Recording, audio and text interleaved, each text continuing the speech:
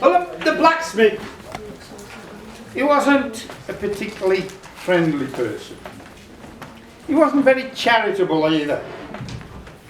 So when this old fella turned up on his doorstep, hot and tired from a long journey, his reaction was a bit out of character really, because he invited him in, he put him in his own comfortable rocking chair, he even made him a nice cold drink of lemonade. And the old fella, he said, well, I'll introduce myself. He said, I'm St. Peter. He says, what's happened? He says, come to light with the boss up above.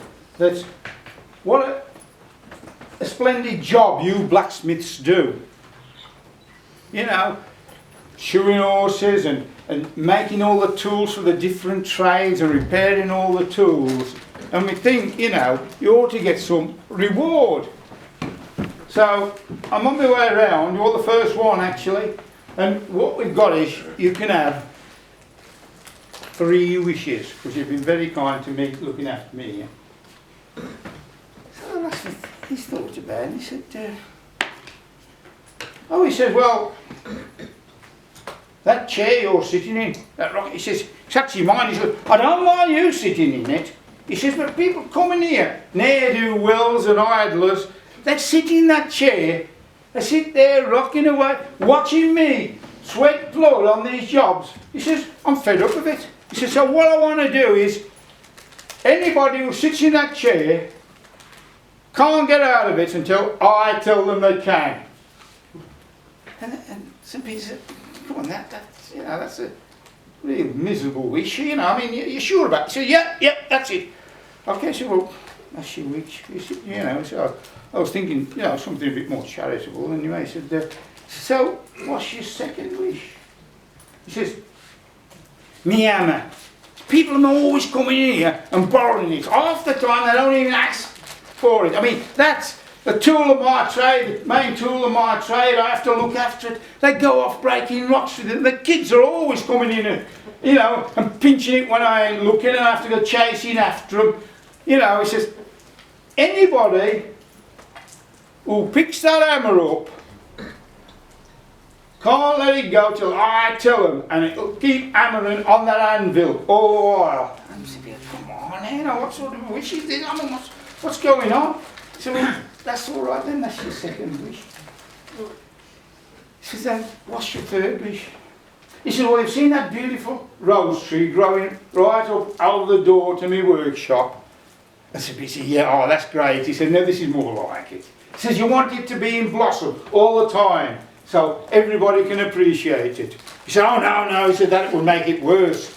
He said, I'm fed up of all these young bucks. They come along here, they take a rose and they put it in their lip and they go off to see the sweethearts, and they come and pick a bunch of rose and go, I'm fed up of it. He says, anybody who tries to take anything from that tree, I want the tree to drag them in and spike them with all the thorns and that.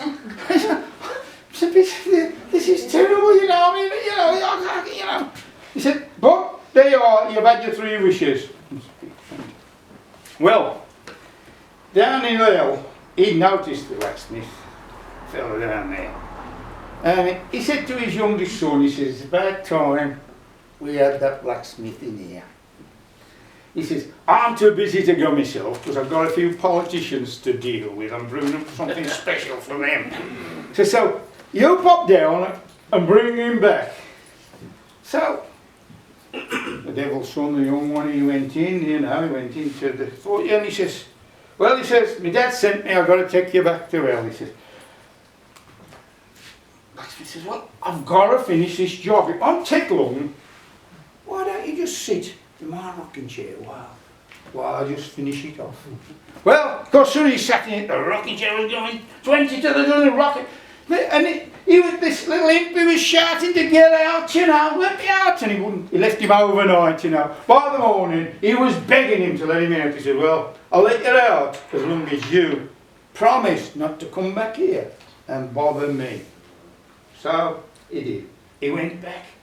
Well, when he told his dad, he says, what? He says, you know, I should have known better than send you. So he said to his eldest son, he says, you go, he says, and sought him out and said, keep out of that chair.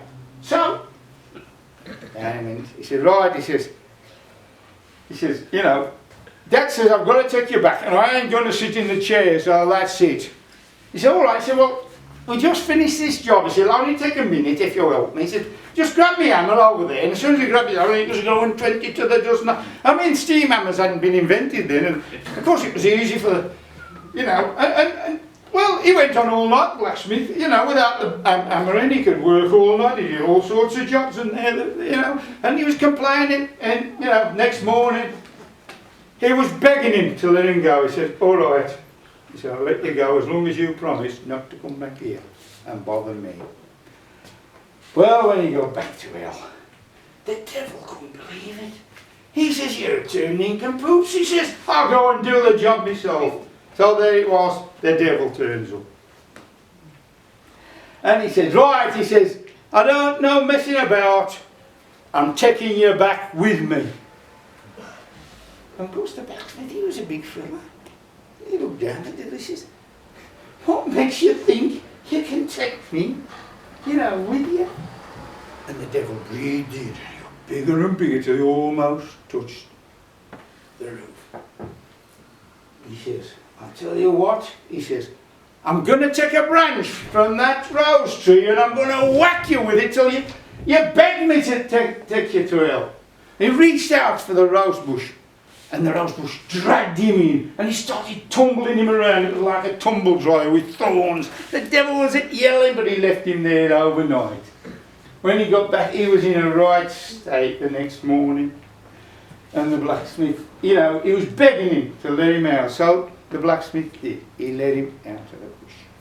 On condition that he didn't bother him or none of his family come to bother him ever again.